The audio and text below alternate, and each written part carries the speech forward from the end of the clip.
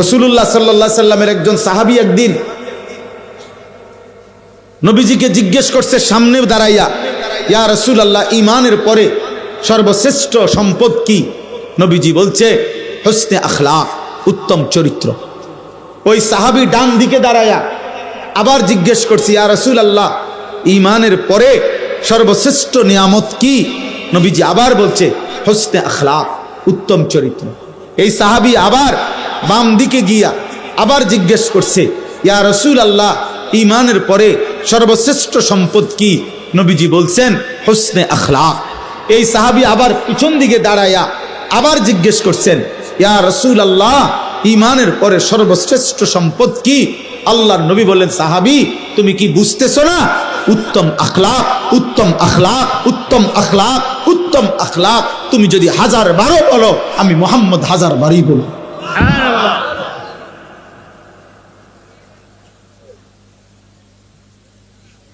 যার আখলাক নাই তার জীবনে কিচ্ছু নাই রে আব্বা।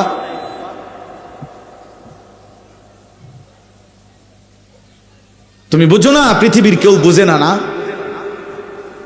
তোমার চেহারা দেখলে বোঝা যায় না তোমার চুলের কি হালাত, চেহারার কি হালাত। গুনাহ তোমারে কি করে বানাইছে কেউ বুঝে না। রাত 2টায় তুমি কি দেখো, কেউ বুঝে না। রাত 12টায় তুমি কি দেখো, কেউ বুঝে না। একাকী বন্ধুদের আড্ডায় তোমরা মোবাইলে কি করো, কেউ বুঝে না। না, সবাই সিরা খায় আর তুমি শুধু ভাত খাও না।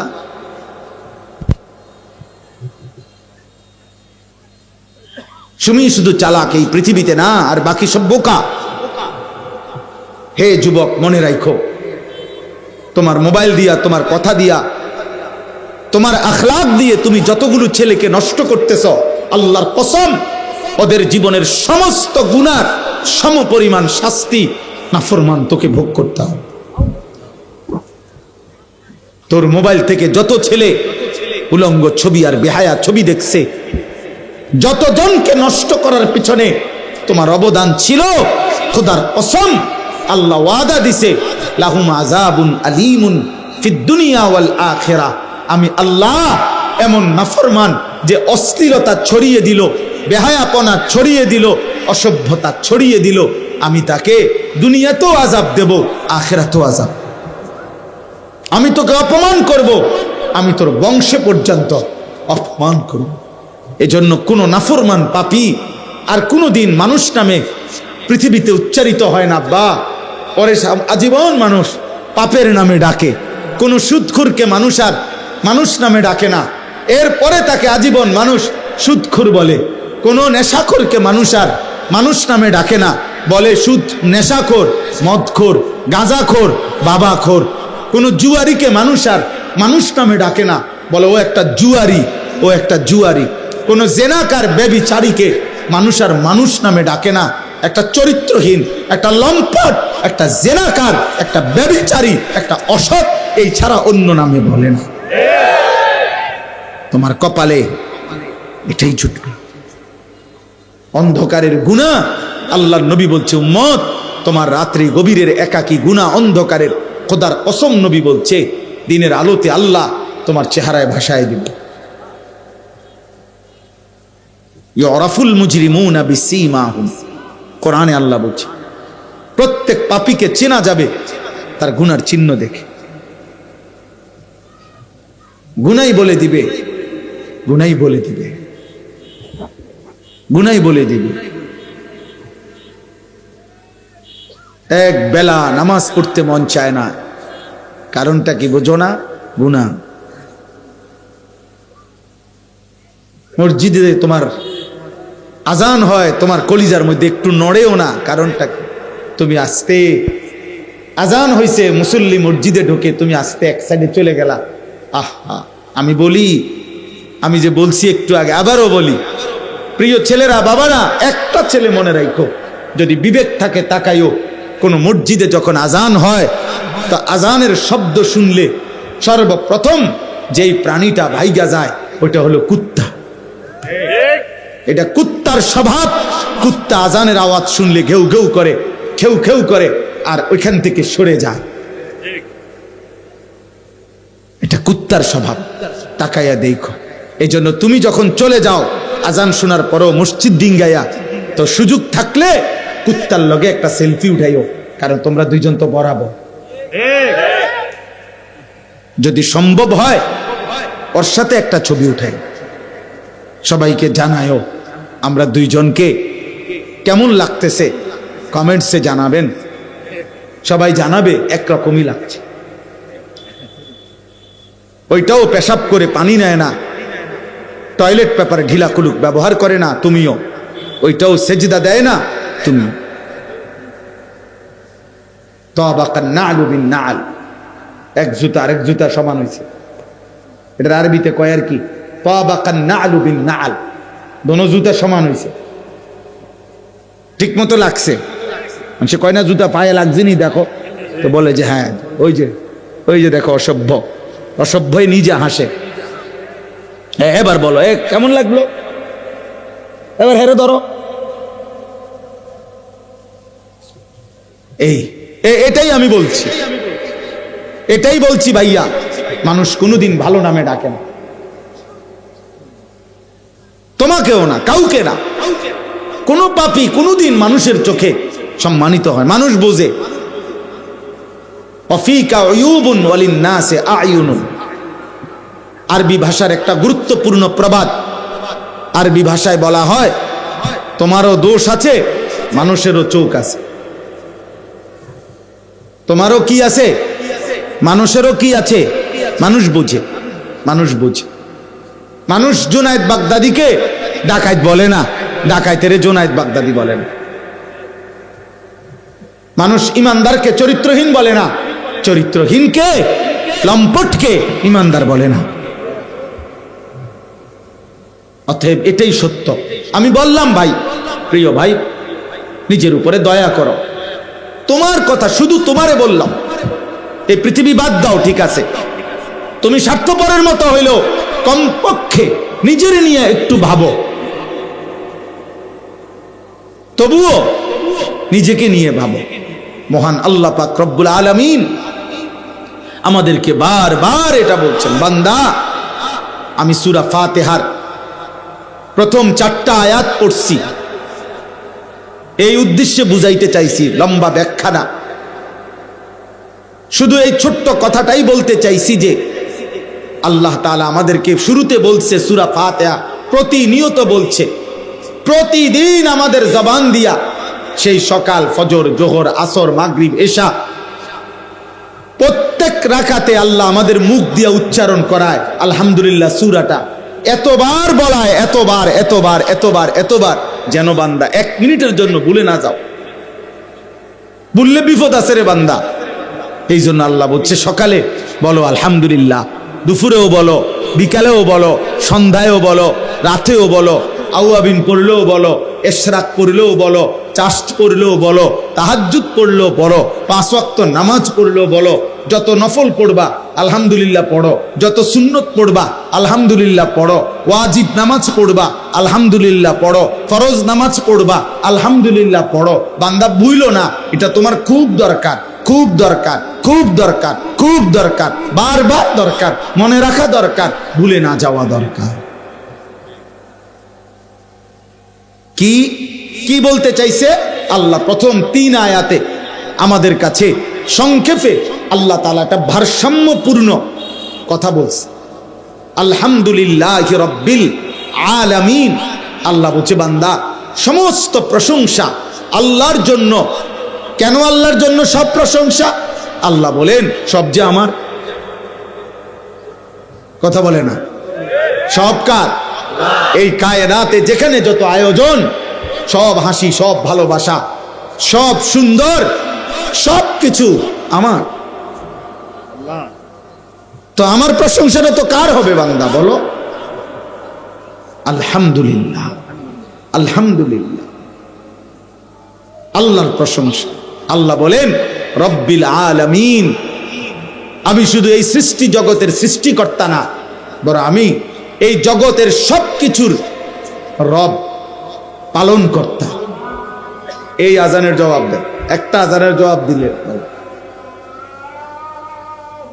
উঠেন না, উঠেন না, নামাজের সময় দেওয়া হবে, এই 2-4 মিনিটের সময়। আজানের জবাবে আশহাদু আন্না মুহাম্মাদার রাসূলুল্লাহ এটা যখন মুয়াজ্জিন বলে, তো আমরা যারা শুনে তাদেরও দায়িত্ব হুবহু এটা বলা, এরপরে সাল্লাল্লাহু আলাইহি সাল্লাম বলে।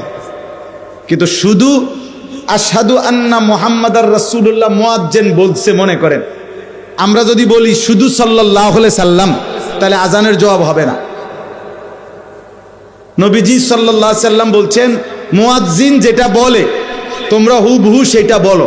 তো মুয়াজ্জিন যে আশহাদু আন্না মুহাম্মাদার রাসূলুল্লাহ বাক্য পুরোটা কইলো, তা আপনি এটা বলতেন না, এইটা বলতে হবে। এরপরে বলবেন আলাদা সাল্লাল্লাহু আলাইহি ওয়াসাল্লাম, এটা তো স্বাভাবিক ডিউটি, মানে সবসময়ের ডিউটি। নবীজির নাম যখনই শুনবেন তখনই পড়বেন, তো এটা তো কমন ডিউটি। কিন্তু এখন একটা বিশেষ যে মুয়াজ্জিন যেটা বলছে এটা বলতে হবে। 2 নাম্বার হলো নবী সাল্লাল্লাহু আলাইহি সাল্লামের হাদিসের কিতাবে, নবীজির হাদিসের বর্ণনা হলো সব কিতাবে যে নবীজি বলছেন আজানের পরে দুরূদ শরীফ পড়তে, এরপরে দোয়া পড়তে। আমরা পড়ছি আলহামদুলিল্লাহ। আজানের পরে দুরূদ শরীফ, এরপরে দোয়া, এটাই হাদিসে আছে, এটা নবীজি সাল্লাল্লাহু আলাইহি সাল্লাম থেকে বর্ণিত আছে, আমরা এর দূরে পাইছি। এর অতিরিক্ত যারা করে এটা ওনারা পাইছে, আমরা পাই না। এটা আমাদের জ্ঞানের কমতি, আমাদের জ্ঞানের ঘাটতির কারণে আমরা আজানের আগে দুরূদ শরীফ কোন হাদিসের ভিত্তিতে পড়ে এটা আমরা পাই নাই। এটা আমাদের কমতি, আমরা তালাশ করে চাইছি, বাত্তি দিয়ে খুঁজা চাইছি, পাই না। এখন যারা পড়ে ওনারা পাইছে, আলহামদুলিল্লাহ। আমনে পাইলে আমনে পড়েন, বুঝেন নাই কথাটা? যিনি পাইছে এটা উনি পড়ে, তো ওই জন্য ওনারা পড়ে কেন এই দলিল দেওয়া আমার দায়িত্ব না, ওনার দায়িত্ব। কথা বোঝেন নাই? মোহাম্মদুল্লাহ যে পড়ে এটা হে দায়িত্ব দিব, হের দায়িত্ব হে দলিল দিব। আমারটার দলিল আমি বলছি যে এটা যে সবাই জানে, সব কিতাবে আছে। নবীজি সাল্লাল্লাহু আলাইহি সাল্লাম বলছেন আজানের পরে তোমরা দুরূদ শরীফ পড়ো, অতঃপর আমার উপরে কি পড়ো? এই দোয়া এটা পড়ো। আল্লাহ আমাদেরকে বুঝার তৌফিক দান করেন। তো আমি বলতেছিলাম, আমি শেষ করে দিচ্ছি। আল্লাহ, আমরা 7:10 ইনশাআল্লাহ বা 15তে আমরা নামাজ পড়বো ইনশাআল্লাহ, ওযুর সময় দেওয়া হবে।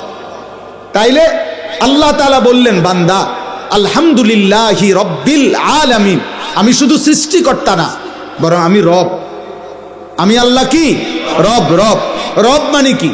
পালনকর্তা। পালনকর্তা মানে কি? এই রবের অর্থ যেই পালনকর্তা, 1 মিনিট শুধু বুঝেন। আল্লাহ তাআলা বলছেন রব মানে কি? তাফসীরে আছে তাবলীগুশ শাইই ইলা কামালিহি শাইআন ফাশাইআন, কোন জিনিসকে তার অনস্তিত্ব থেকে অস্তিত্বে এনে এরপরে প্রথম সেকেন্ড থেকে পূর্ণতার শেষ পর্যন্ত প্রতি ঘন্টা, প্রতি মিনিট, প্রতি সেকেন্ড, প্রতি মুহূর্ত যিনি যখন যা প্রয়োজন ওই সৃষ্টি বুঝুক বা না বুঝুক, জানুক বা না জানুক, তিনি নিজ থেকে সরবরাহ করে যাচ্ছেন প্রতি মুহূর্তে, প্রতি সেকেন্ডে, প্রতি ক্ষণে। তিনি রব, আর তিনি শুধুই আল্লাহ। এমন সত্তা আর কেউ হইতে পারে না। এবার বলেন তো, আমরা যখন এই পৃথিবীতে আমাদেরকে অস্তিত্বে, আমরা ছিলাম না, আমাদেরকে পৃথিবীর অস্তিত্বে আনছেন কে? আল্লাহ। এবার আল্লাহ আমাদেরকে মায়ের পেট থেকে বের করার পর আমাদের খাদ্য পানি সবকিছুর প্রয়োজনীয় পৌঁছানোর দায়িত্ব নিছেন কত বছর বয়সে? 4 বছর বয়সে, 2 বছর বয়সে। কখন থেকে? সৃষ্টির প্রথম মুহূর্ত থেকে। প্রথম মুহূর্ত। আল্লাহ এই দায়িত্ব ছেড়ে দিবেন কোন বছর? 40 বছর পরে, 35 বছর পরে। সুবহানাল্লাহ। আমার মৃত্যুর সেকেন্ড পর্যন্ত এবং মৃত্যুর পরেও তিনি কখনোই তার বান্দাকে ছেড়ে দেবেন না, ছেড়ে দেবেন। এই জন্য আল্লাহ বলেন, আমি এমন রব, যে রব তুমি জানো না কখন কি লাগবে, আমি পৌঁছাচ্ছি। তুমি ঘুমায় গেছো, তোমার বাড়ির একটা বদনা বাথরুমের, এটা পর্যন্ত তুমি বাথরুমের ভিতরে লাগাইয়া ছিটকারি লাগাইয়া দিছ যাতে বদনা কেউ চুরি না করে। আল্লাহ বলে, বান্দা 30 শতক জমির মধ্যে যে ফসল ফলাইলা, সাইডে দিয়ে কোনো বাউন্ডারি ওয়াল দিলা না, উপরে কোনো চালও দিলা না, দরজাও দিলা না, ছিটকারিও লাগাইলা না, তালাও দিলা না, এত বড় বিস্তীর্ণ ক্ষেত কার কাছে রাইখা গেল? আল্লাহ বলে ঠিক আছে বান্দা, তুমি ঘুমাও, তোমার ফসল আমি রব্বুল আলামিন পরিমিত মাত্রায় আমি আল্লাহ সবুজ গাছ বানাবো, হলুদ করব, পাকায়া ফেলবো, ধান ছড়া বের করে দেব, সব ইন্তজাম আমি করে দেব তোমার জন্য। আমি তোমার রব, আমি তোমার রব। তুমি ডাকলেও আমি তোমাকে দেব, তুমি না ডাকলেও আমি তোমাকে দেব। তুমি আমারে সেজদা করলেও আমি তোমাকে খাওয়াবো, সেজদা না করলেও খাওয়াবো। আমার গোলামি করলেও আমি মুখে খাবার তুলে দেব বান্দা, আমার গোলামি না করলেও খাবার তুলে দেব আমি। তুমি জানো না বান্দা, তোমার খাবারের এক লোকমা, এই এক লোকমা খাবার তোমার মুখে পৌঁছাইতে গিয়ে আমি আল্লাহ আমার এই পুরা সৃষ্টি জগৎটাকে ব্যবহার করতে হয়েছে। আসমান যদি এক অংশ কম হইতো তাইলে এই পৃথিবীর আকাশ ঠিক থাকতো না, জমিনের এক পাশ যদি না থাকতো তাইলে এই পৃথিবীর ঠিক থাকতো না, সূর্য যদি একদিন উঠা বন্ধ থাকতো তো তোমার জীবনের কোনো আয়োজন স্বাভাবিক হতো না, যদি চাঁদ উঠা বন্ধ হতো তো পৃথিবীর কোনো আয়োজন স্বাভাবিক থাকতো না, আমি যদি রাত আর দিন না বানাইতাম তাইলে জগৎ সংসার চলতো না, আমি যদি আলো আর অন্ধকার না বানাইতাম তো জগৎ সংসার চলতো না। বান্দা, আমি এই সব কিছুর ইন্তজাম করে আমি আল্লাহ তোমার একটা একটা প্রয়োজন আমি পূরণ করছি। সেই আমি যদি একটা সেজদা না পাই, আমি যদি একটা গোলামি না পাই, এর চাইতে বড় অকৃতজ্ঞতা আর কি হতে পারে? আর কি হইতে পারে আব্বা? सारे दुनिया तेरे लिए, तू सिर्फ मेरे लिए। আল্লাহ বলছে বান্দা तमाम দুনিয়া তোমার জন্য, তুমি শুধুই আমার জন্য, আমার জন্য। আমি তোমার কাছে একটা সেজদা চাই, আমি তোমার একটা শুকরের বাক্য চাই, আমি তোমার জবান দিয়ে শুনতে চাই যে তুমি বলবা আলহামদুলিল্লাহ। আল্লাহ আপনি খাওয়াইছেন, আপনি পড়াইছেন, আপনি ঘুম দিছেন, আপনি জাগায় দিছেন, আলহামদুলিল্লাহ। আলহামদুলিল্লাহিল্লাযী আহইয়ানা বা'দা মা আমাতানা, গুফরানাকা আলহামদুলিল্লাহিল্লাযী। আল্লাহ, পায়খানা যদি জমে থাকতো পেটে আমি বাঁচতে পারতাম না, পেশাব যদি আটকায় যায় মাওলা আমি বাঁচবো না, আপনি আমার পেশাব, আপনি আমার পায়খানা পরিমিত মাত্রায় আমার শরীর থেকে বের করে দিয়েছেন, আলহামদুলিল্লাহ, আপনার শুকর মাওলা। আলহামদুলিল্লাহ জীবন এমন এক শব্দ বাবা, যে শব্দ মানুষের জীবন বদলে দেয়, প্রতি মুহূর্তে আল্লাহর দিকে ফিরাইয়া দেয়। এই জন্য আল্লাহ বলছে বান্দা, আমি গোটা সৃষ্টি জগৎ লালন পালন করি, তোমাকেও লালন পালন করি, অতএব সব প্রশংসা প্রাপ্য কে? আল্লাহ। এবার আল্লাহ বলেন আর রহমানির রাহিম। আমি কারো চাপে পড়ে, কারো বাধ্য হয়ে, নিরুপায় হয়ে, কারো ভয়ে, কারো ক্ষমতার ডরে আমি আল্লাহ রিজিক দিচ্ছি না, লালন পালন করছি না, বরং আমি রহমান, আমি দয়ালু, আমি দয়ার সাগর, মহাসাগর, আমি পরম করুণাময়, আমি মেহেরবান। এই দয়ার কারণে, মায়ার কারণে আমার গোটা সৃষ্টি আমারে ডাকলেও খাওয়াই, না ডাকলেও খাওয়াই, সেজদা দিলেও দেই, না দিলেও দেই। এবার আল্লাহকে যদি বলেন আল্লাহ, এবার আল্লাহ বলে মালিক ইয়াউমিদ্দিন। এই ভাই শেষ কথা শুনেন, আল্লাহ বলে বান্দা তবে দুনিয়া তো আমি দয়া মায়া করে ডাকলেও দেই, না ডাকলেও দেই, কিন্তু এই কথা মনে করে তুমি ভেবো না আমি এভাবেই ছেড়ে দেব, আমি খুব দয়া দেখাচ্ছি বলে তুমি মনে করো না আমি আল্লাহ আর কিছু বলবো না। না, আল্লাহ ভারসাম্য করে দিছে, ব্যালেন্স করে দিছে। মালিক ইয়াউমিদ্দিন, আমি কিন্তু সাথে সাথে বিচার দিনের মালিক, আমি কিন্তু বাদশাহ, আমি কিন্তু রাজা ধীরাজ, আমি কিন্তু সবচেয়ে ক্ষমতাধর। আমি দুনিয়ার জমিনে দয়া করে যত কিছু দিছি, এই সব কিছুর একটা একটা বিন্দু, একটা নিঃশ্বাস, একটা চোখের পলক আমি হিসাব নেব, হিসাব। আজ সব দিলাম, সেদিন সব হিসাব নেব। কাজে এদিক সেদিক ঘুরা কুলাই তারতা না তুমি আমার সাথে, আমি নিয়ে আসবো তোমাকে হিসাব নেব। মালিক ইয়াউমিদ্দিন, এই যে ভারসাম্য, সব দিলাম নাও, তবে আবার ফেরত নেব, আবার হিসাব নেব। এখন সব দিলাম, যাও। এই জন্য শেষ কথা হলো আল্লাহ আমাদেরকে এটা শিখাইছে, বান্দা যেহেতু তুমি বুঝো যে আমি সব দিছি দেব, কিন্তু আমি কিন্তু সব হিসাবও নেব। যিনি বাদশাহ তিনি পুরস্কার যেমন দেন তিনি শাস্তিও দেয় না? হ্যাঁ, আমি মালিক, আমি মালিক, আমি বাদশাহ, আমি রাজা ধীরাজ, আমি বিচার দিনের মালিক। আমি যেমন পুরস্কারও দেব তেমন শাস্তিও দেব। অতএব শেষ কথা হলো আল্লাহ বলে, বান্দা অতএব যদি এটা বুঝে থাকো তাহলে তুমি বিবেক দিয়ে এটা বুঝে নাও, ইয়্যাকা না'বুদু ওয়া ইয়্যাকা নাস্তাঈন। অতএব তোমার উচিত দিল থেকে আল্লাহকে কথা বলা যে আল্লাহ, যেহেতু আপনি আমাকে সব দিয়েছেন, এই হিসাবেই আপনি আমার কৃতজ্ঞতা পাওয়ার উপযুক্ত। আবার সাথে সাথে এই ভয়ও দেখাইছেন যে আপনি হিসাব নিবেন, কাজে এই হিসাবেও আমি উল্টা পাল্টা করা ঠিক হবে না। অতএব আমি মেনে নিচ্ছি, আমি আপনার গোলামি করব। ইয়্যাকা না'বুদু, এবার শুধু শেষ, ওয়া ইয়্যাকা নাস্তাঈন। আল্লাহ, আমি ফয়সালা নিছি আপনারে মানব, আপনার গোলামি করব, তবে আমি দুর্বল মানুষ। আল্লাহ, আমি দুর্বল, কমজোর, আমি অক্ষম। আপনার কাছে আমি ওয়া ইয়্যাকা নাস্তাঈন সাহায্য প্রার্থনা করছি, আপনি আমারে সাহায্য কইরেন। আপনি যদি আমারে তৌফিক দেন, সাহায্য করেন, আমি সেজদাও দিতে পারবো, গোলামিও করতে পারবো, হালাল পথে চলতেও পারবো। আল্লাহ বলছে আচ্ছা ঠিক আছে। বলি আব্দি মা সাআলা, পরিষ্কার হাদিসে আছে, কোন বান্দা যখন দিল থেকে সূরা ফাতিহা পড়ে আল্লাহ প্রত্যেক আয়াতের জবাব দেয়। আর আল্লাহ বলে বলি আব্দি মা সাআলা, এই শব্দ আছে হাদিসে। আল্লাহ নিজে বলে, বান্দা তুমি যা চেয়েছ তাই তোমাকে দেওয়া হবে, তুমি যা চেয়েছ তাই তোমাকে দেওয়া।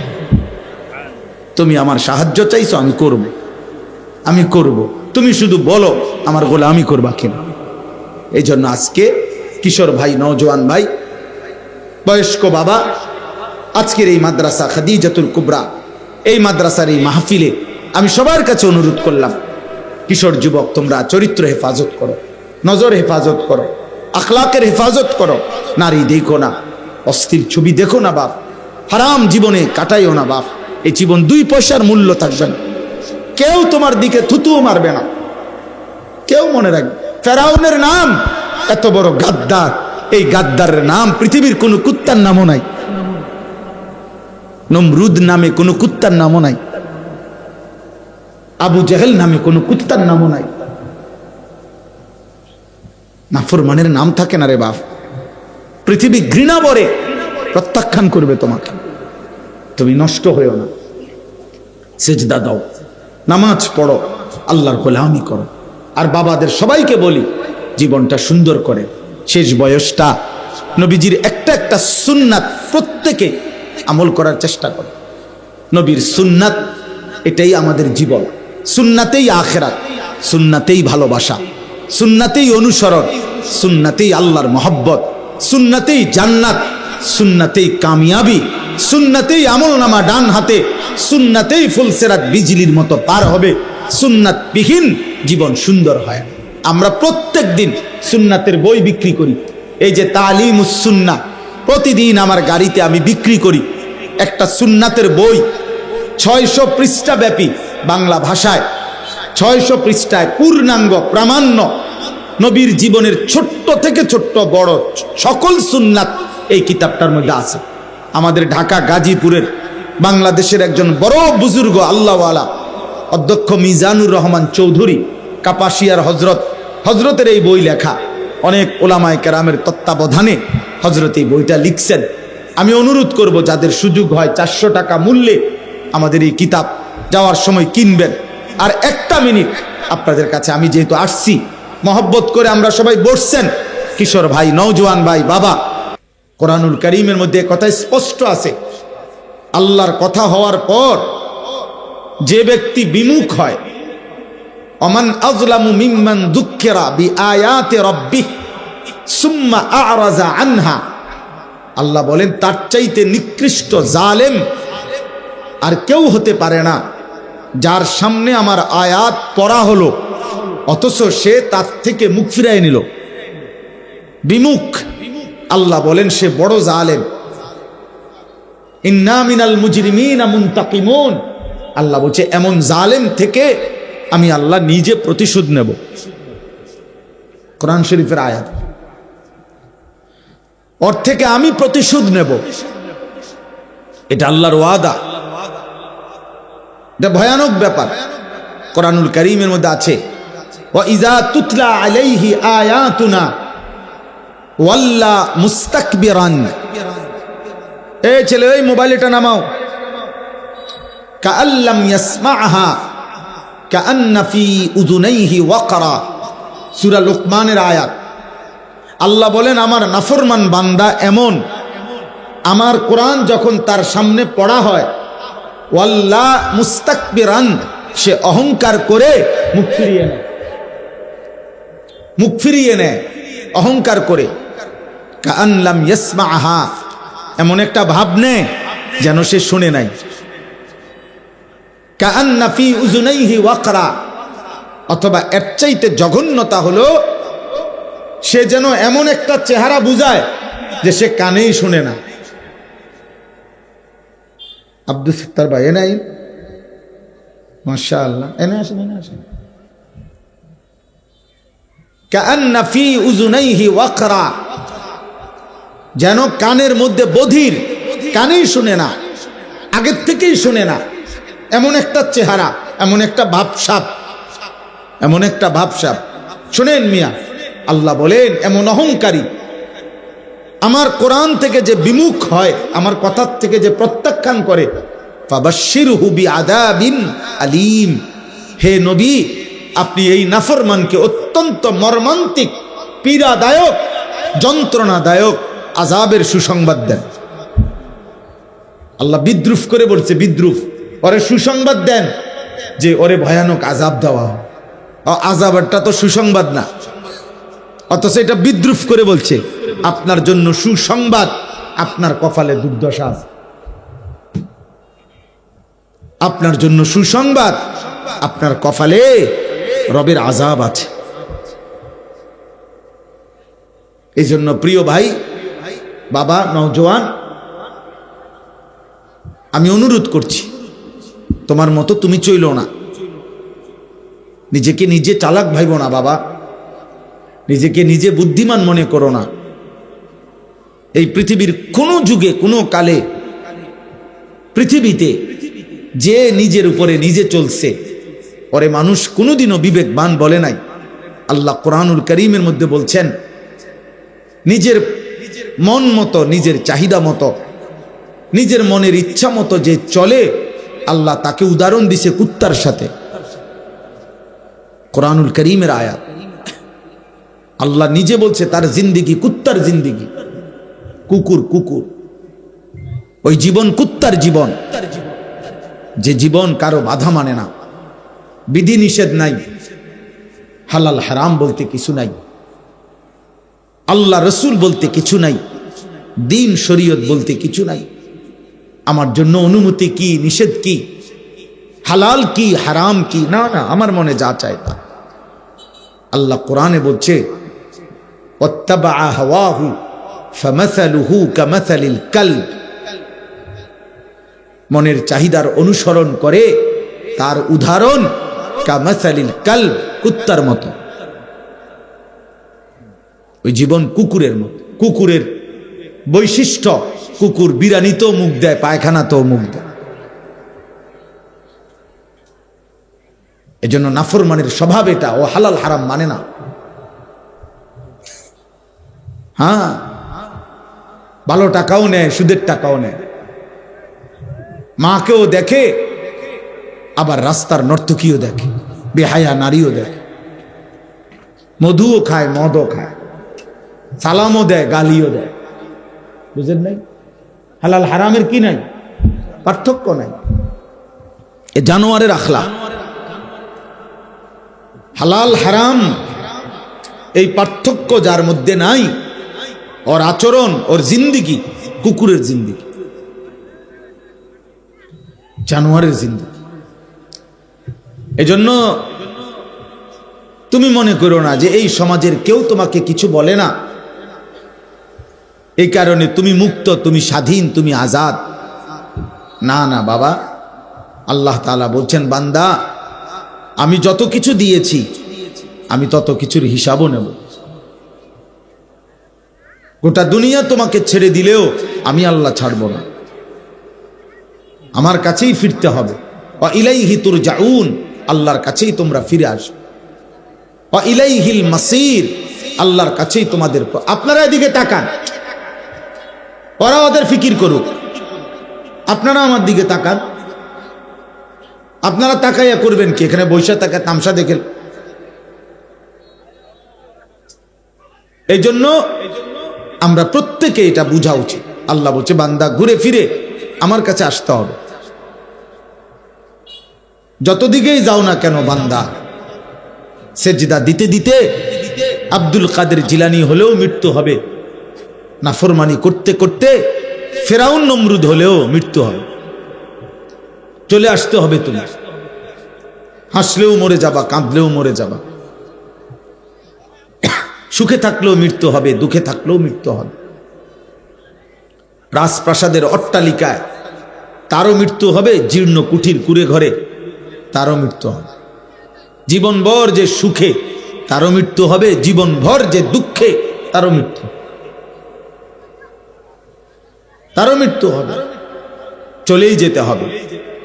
ওয়াজাআত সাকরাতুল মাউত বিল হক যালিকা মা কুনতা মিনহু তাহিদ। আল্লাহ বলে বান্দা তুমি বারবার মৃত্যু থেকে পলায়ন করেছিলে, আজ সত্যি সত্যি মৃত্যু যন্ত্রণা চলেই আসলো, তুমি চলেই গেলা, তুমি চলেই যাবা, থাকতে পারবা না,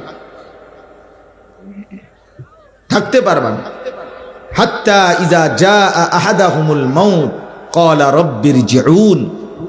আল্লাহ বলছে যখনই বান্দা মৃত্যুর সময় হয়ে যায়, মালাকুল মউত আজরাইল আসে, প্রত্যেক নাফরমান পাপী আল্লাহকে বলে আল্লাহ আর কিছুদিন দুনিয়ায় থাকতে দেন, লাআল্লি আ'মালু সালিহান ফীমা তারাকতু। আর বলে আল্লাহ যেই নেক আমলগুলো ছুটে গেছে এবার আর কিছুদিন যদি দুনিয়ায় থাকতে দেন আমি নেক আমল করব। কোরআনে আছে, আল্লাহ বলেন কাল্লা, কখনোই না, কখনোই না বান্দা, মৃত্যুর সময় হলে আমি কাউকে সুযোগ দিই না। যদি আজরাইলকে সামনে এনে সুযোগ দিতাম ফেরাউনকে, তো ফেরাউন ভালো হয়ে যেত। আজরাইলকে সামনে এনে যদি নমরুদকে সুযোগ দিতাম তো নমরুদও ভালো হয়ে যেত, কিন্তু আমি দিই না। ওয়ালান ইউআখিরাল্লাহু নাফসান ইযা জাআ আজালুহা। আল্লাহ বলেন আমি কোন প্রাণ, কোন আত্মা, একটা পিঁপড়া, একটা মশা, একটা মাছিকেও তার নির্ধারিত মৃত্যুর সময়ের অতিরিক্ত 1 সেকেন্ড আমার জমিনে থাকতে দেই, কখনোই না, কখনোই না।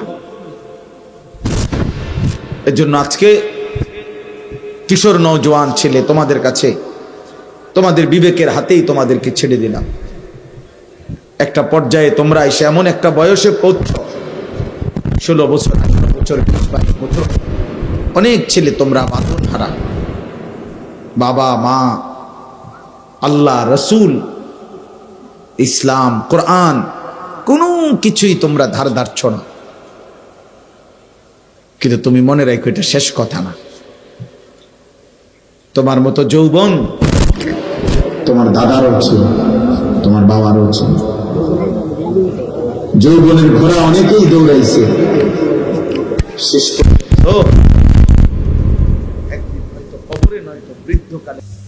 কিন্তু অধিকাংশ ছেলেই মাগরিবের নামাজ পড়ে না। চেহারা দেখেই বোঝা যায় বেনামাজি অসভ্য, বেনামাজি বেয়াদব, বেনামাজি গাদ্দার, বেনামাজি অহংকারী। গাদ্দারের চেহারা দেখলেই চেনা যায়, সভ্যের চেহারা দেখলেই চেনা যায়, বেয়াদবের চেহারা দেখলেই চেনা যায়, অহংকারের চেহারা দেখলেই চেনা যায়। ও আল্লাহর দুশমন। যারা আজকের মাগরিব একটা সেজদাও দিলা না, তুমি আল্লাহর দুশমন, তুমি রসুলের দুশমন, তুমি কোরআনের দুশমন, তুমি ইসলামের দুশমন।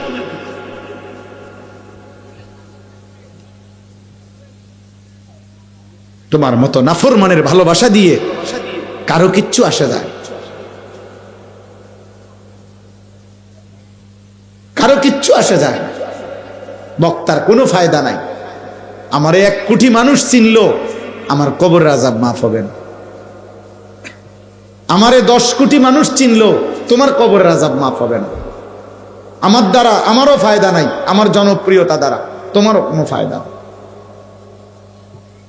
এগুলা দুনিয়া যাদের দরকার, যারা দুনিয়ায় ক্ষমতা চায়, পদ পদবি চায়, তাদের দরকার জনপ্রিয়তা, তাদের ভোট দরকার, তাদের সকলের সমর্থন দরকার, তাদের আমার ভোটার, আমার ভোট দরকার। এবার ইমান আছে না নাই, খারাইয়া মুতে না বইয়া মুতে, আমার তো দরকার, আমার ভোট দরকার। আমার দরকার একটা ভোট।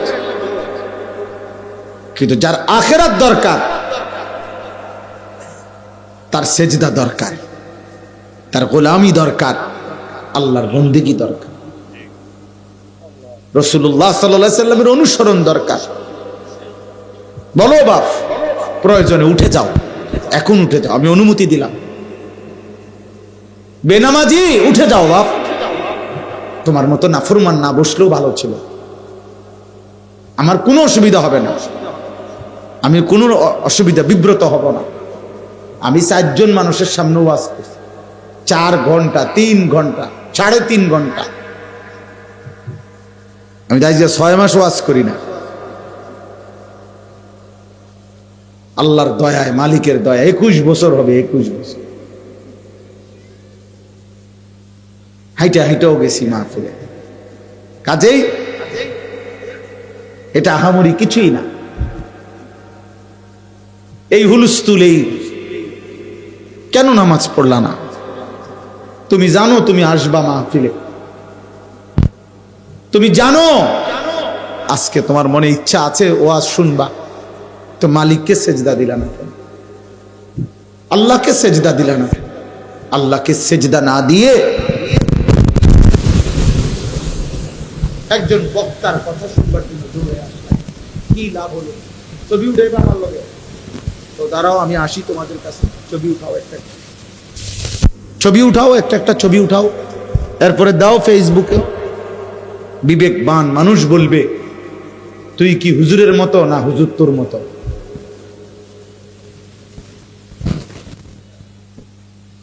কি বুঝাইতে চাচ্ছ হুজুরের লগে ছবি উঠাইয়া? কি হুজুর তোমার মতো না তুমি হুজুরের মতো? এটা আগে বলো। যদি কারো বিবেক থাকে সে এটা বলবে।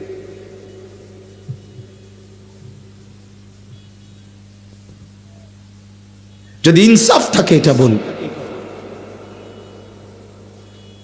অতএব দোস্ত আমার, বাবা আমার, প্রিয় সন্তান, ঠিক করলা না, ঠিক করলা না।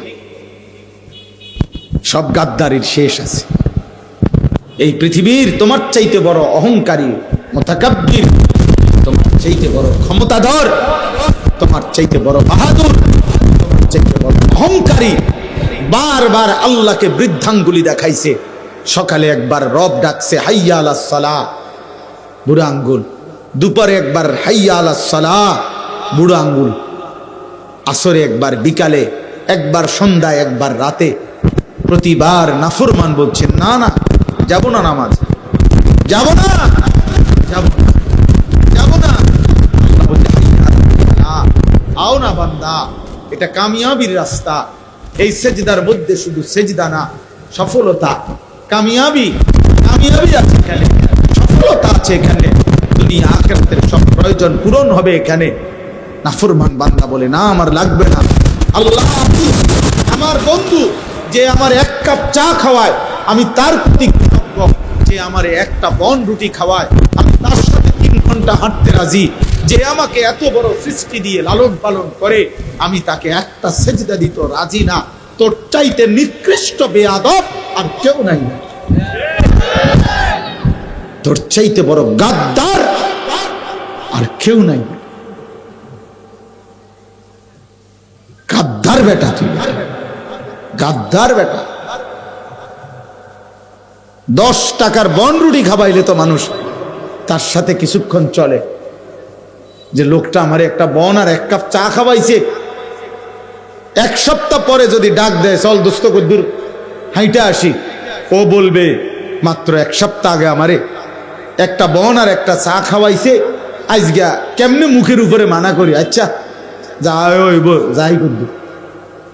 10 টাকার কৃতজ্ঞতা যদি হয় এতটুকু, এত বড় সৃষ্টি জগৎ দিয়ে যিনি আমাদেরকে লালন পালন করছেন তার কোনো কৃতজ্ঞতা নাই?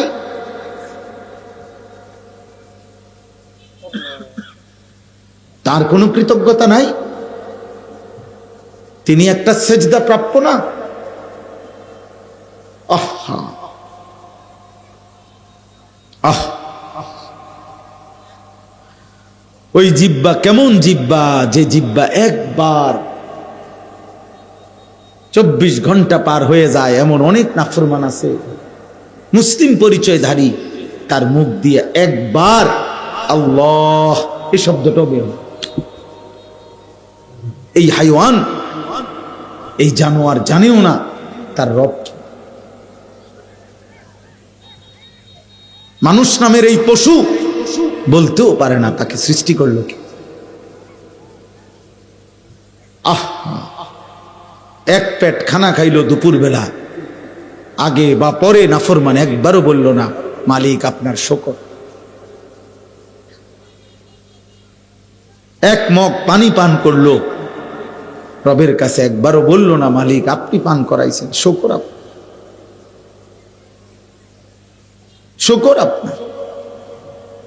8 ঘন্টা রাত গভীর ঘুমাইলো, ঘুম ভেঙ্গে একবারও বলল না কে তারে ঘুম পাড়াইলো, কে তারে ঘুম থেকে জাগাইলো। এত অকৃতজ্ঞ মানুষ হয়? এত অকৃতজ্ঞ হয় মানুষ? প্রিয় সন্তান, ভাবো তোমার যদি এক বিন্দু বিবেক থাকে,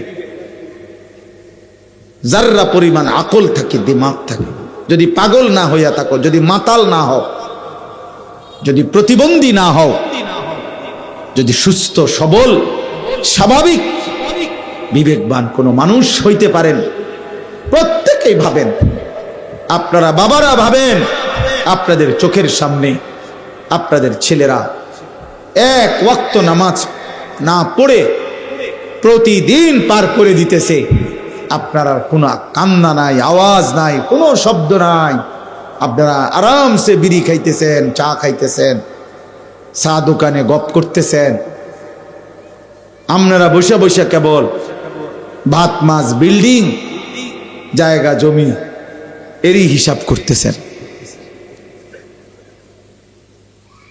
আহা, এত বেখবর মুসলিম মা বাবা হওয়ার কথা না। মুসলমানের মা বাপ এত বেখবর হওয়ার কথা না, এত বেখবর হওয়ার কথা না। এত বেখবর হইলে সন্তান টিকে না, পরিবার টিকে না, ফ্যামিলি টিকে না। কোরআনুল কারীমের মধ্যে আল্লাহ তাআলা আলাদা আলাদা করে ব্যক্তির সংশোধনে কি করতে হবে তা বলছে, ঘরের সংশোধনে কি করতে হবে তা বলছে, পরিবারের সংশোধনের জন্য কি করা উচিত আল্লাহ কোরআনে বলছেন, একটি সমাজের সংশোধনের জন্য কি করতে হবে আল্লাহ তা বলছেন, একটি রাষ্ট্রের সংশোধনের জন্য কি করতে হবে তা আল্লাহ তাআলা বলছেন। নবী সাল্লাল্লাহু আলাইহি ওয়াসাল্লাম বিস্তারিত ব্যাখ্যা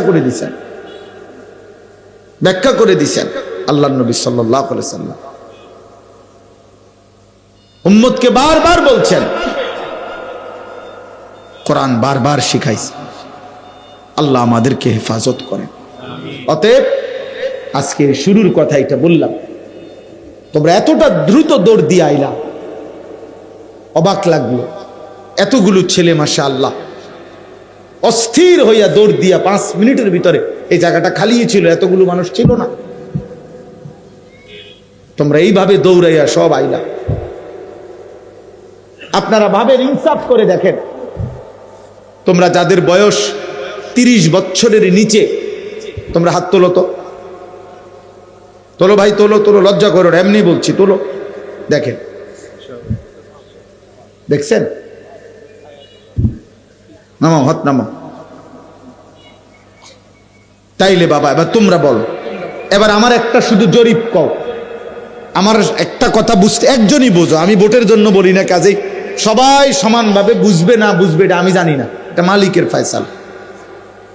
কিন্তু আমি একটা ছেলেই যদি বুঝো, আমি বলতে চাই এইখানে যে যদি 2, 4, 500 ছেলে হয়, ধরে নিলাম 500 ছেলে, তাহলে এই 500 জন কিশোর যুবক 30 বছরের নিচে যাদের বয়স, এরা ধরে নেন এরা সর্বোচ্চ এই আশপাশের 20 থেকে 30 কিলোমিটার জায়গার ছেলে, বোঝেন নাই হিসাবটা, সর্বোচ্চ 30 কিলো, তাহলে 30 কিলোমিটার।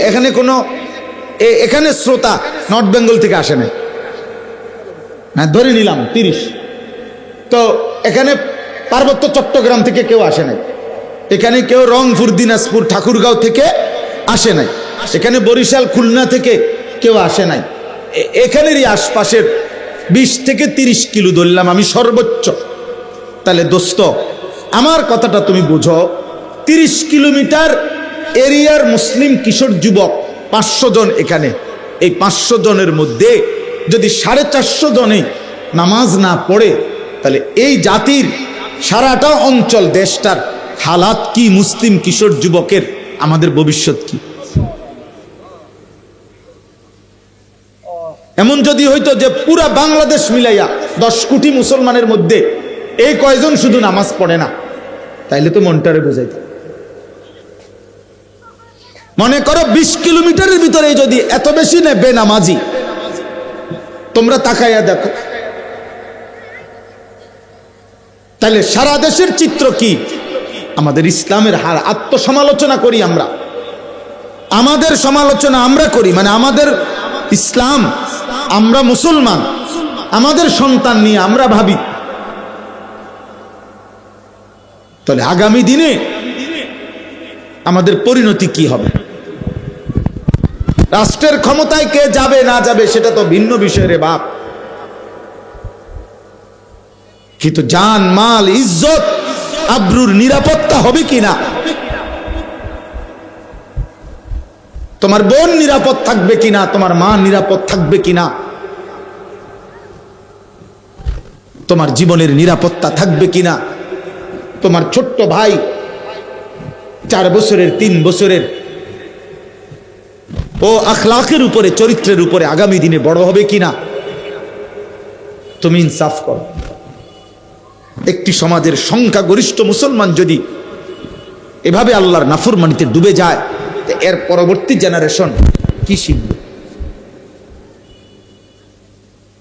একটা ছেলে যদি 4 বছরের বাচ্চা যদি বুঝ হওয়ার পর থেকেই দেখে তার ঘরের প্রত্যেকের হাতে হাতে বড় মোবাইল, সবাই সবার আপন জায়গায় মোবাইল টিপতেছে, এই ছোট্ট বাচ্চাটাকে কোলে নেওয়ার মতো, একটা ভালো কথা শিখাবার মতো মার হাতে সময় নাই, বাবার হাতেও সময় নাই, বড় ভাইয়ের হাতেও সময় নাই, বড় বোনের হাতেও সময় নাই, প্রত্যেকেই নিজ নিজ মোবাইল নিয়ে ব্যস্ত। তো এই বাচ্চা কি নিয়ে বড় হবে? হ্যাঁ, ওকে আখলাক শিখাবে কে? বলো না আব্বা, ওকে মানুষ করবে কে? তোমার বয়স মাত্র 16 বছর, তোমার মোবাইলের আসক্তি এত বেশি, নারী তোমার এত দরকার হয়ে গেল, উলঙ্গ ছবি তোমার এত দরকার, নর্তকী তোমার এত দরকার। 16 বছর বয়সে তুমি নারীর আসক্তি এমন বুঝা লাইলা, মাত্র 18 বছর বয়সে তুমি নর্তকীর মজা এমন পাইয়া লাইলা।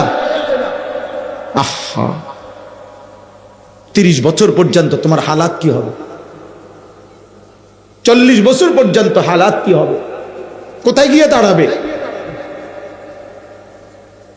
এই গুনাহ কোথায় গিয়ে দাঁড়াবে? এই জন্য বললাম, একজন ভাবেন, একজন নওজোয়ান ভাই, একজন ভাবো, বাবারা আপনারা ভাবেন, আপনাদের সন্তান কোন দিকে যাচ্ছে আপনারা বলেন।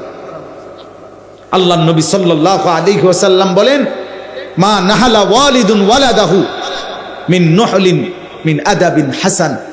কোন পিতা মাতা, বিশেষ করে কোন বাবা তার সন্তানের জন্য যা রেখে যায়, নবী বলছে সর্বোত্তম যেই হাদিয়া উপঢৌকন রেখে গেল তা হলো আদাবুন হাসান, উত্তম আখলাক, উত্তম চরিত্র, সন্তানের উত্তম আদব আখলাক যে বাবা গড়ে গেল, সেই বাবাই তার সন্তানের জন্য সর্বশ্রেষ্ঠ হাদিয়া উপঢৌকন দিয়ে গেল।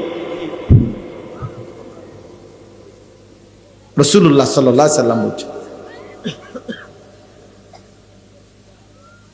আল্লাহর নবী বলছেন, হুসনে আখলাক